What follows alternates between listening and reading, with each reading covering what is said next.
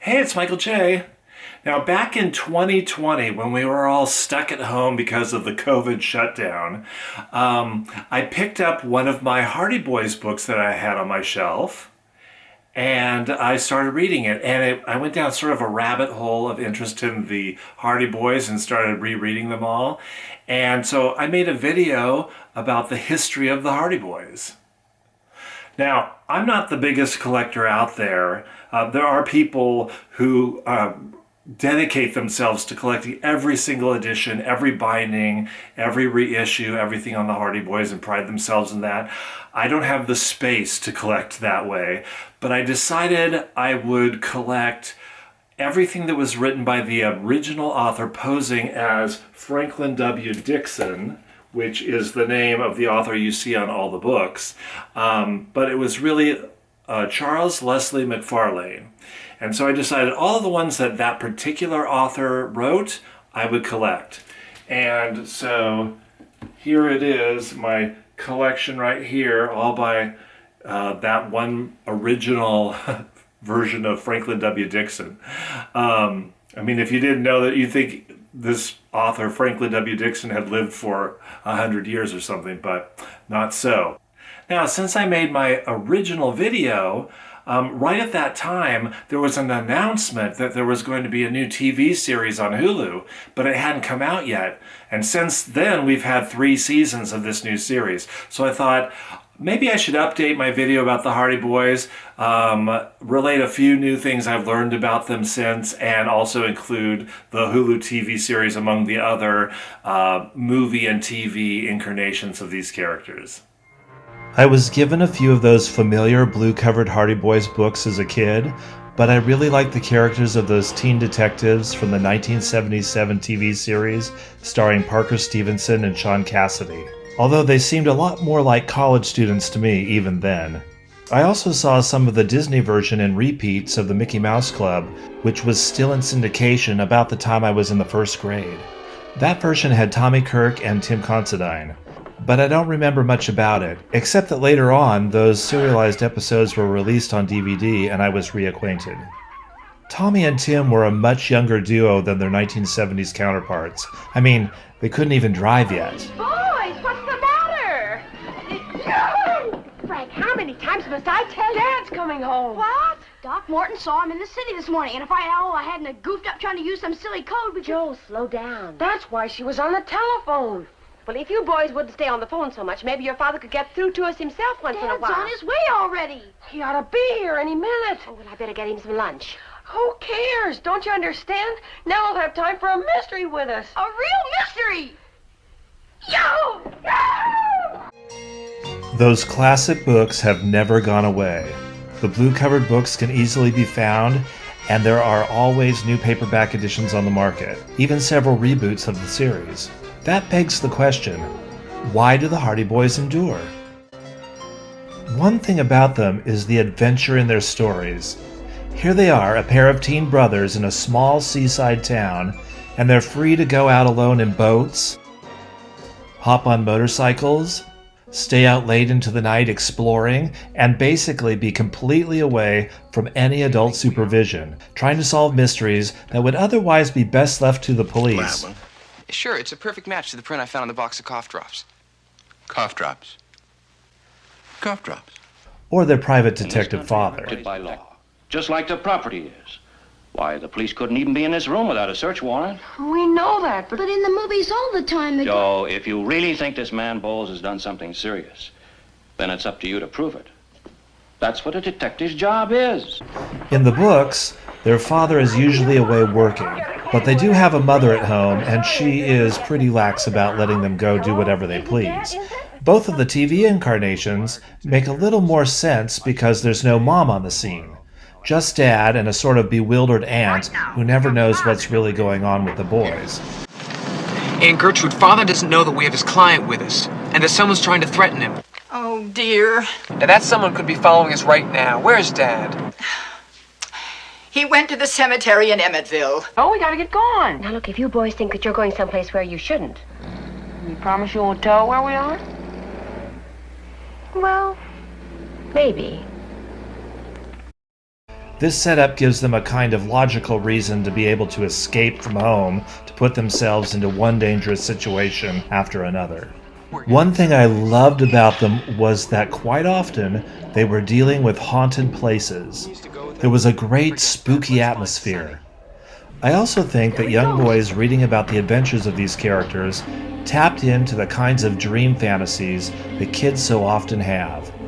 The Hardy Boys were just a bit older than the readership, and so it seemed plausible that soon even the reader could be hunting through the graveyards, taking the motorboat over to the secret cove, or saving their missing chums from a kidnapping.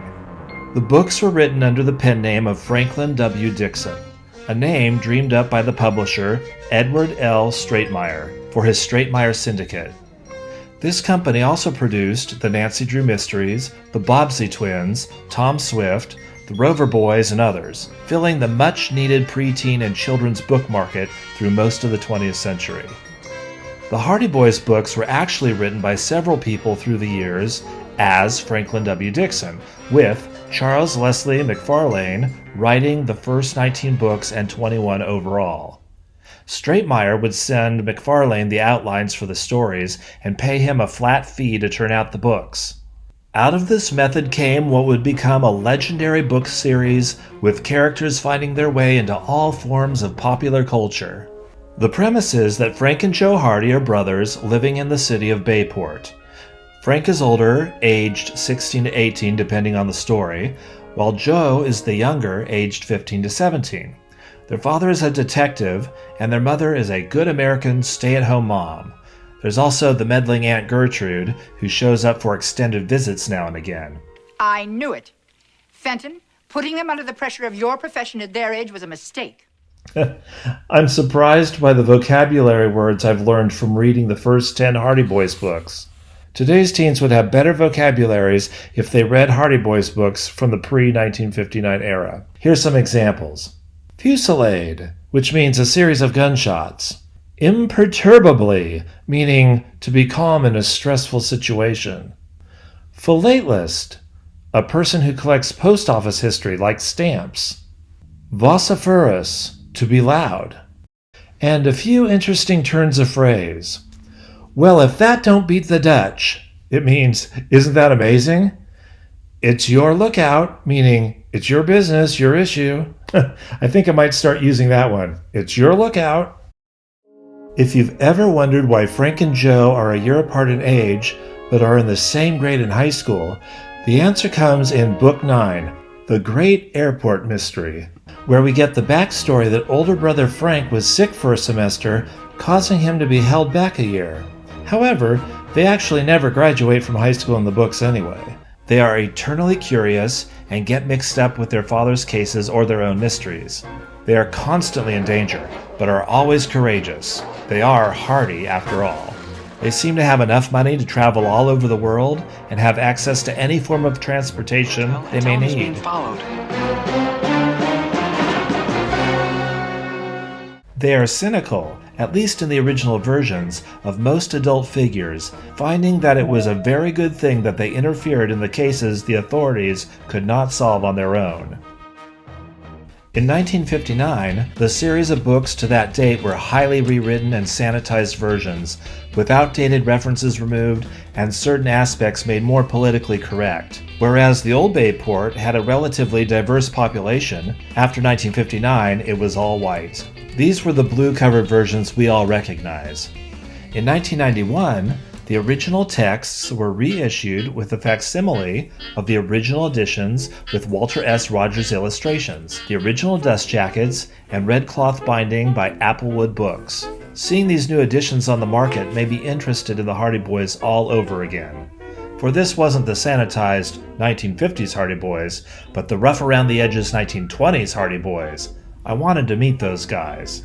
There were plans to recreate the first 19 books, but the company lost the rights after number 16. Applewood has been reprinting books 1 through 6, but the others have had only one printing and are hard to find now. Before doing research for this video, I had no idea the Hardy Boys had shown up on TV in 5 separate incarnations. I was only familiar with the Disney and the 1977 versions. NBC tried a version in 1967, but it was abandoned. From 1969 to 1971, Filmation produced a Saturday morning cartoon series for ABC. In 1995, a Canadian series of 13 episodes had Frank as a young adult reporter and Joe still in college.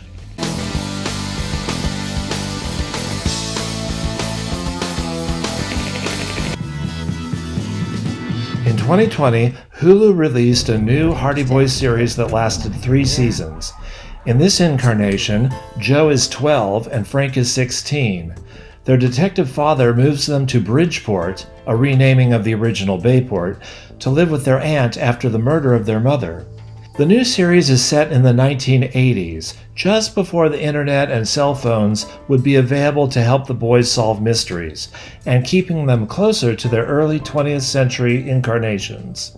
However, despite the 1980s time period, the series has a very contemporary feel to it. But I'd love to see a version of the brothers in their original Jazz Age period, trying to solve their mysteries with the old-fashioned technology of their day. For now, and always, I have the books. With real criminals and... Well, it wouldn't exactly have to be a murder case. Now, Frank, you're old enough to know what being a detective is really like. 90% of it is just dull routine. Filing and cross-filing and adding up 2 and 2. I'd do anything to be a detective, even arithmetic.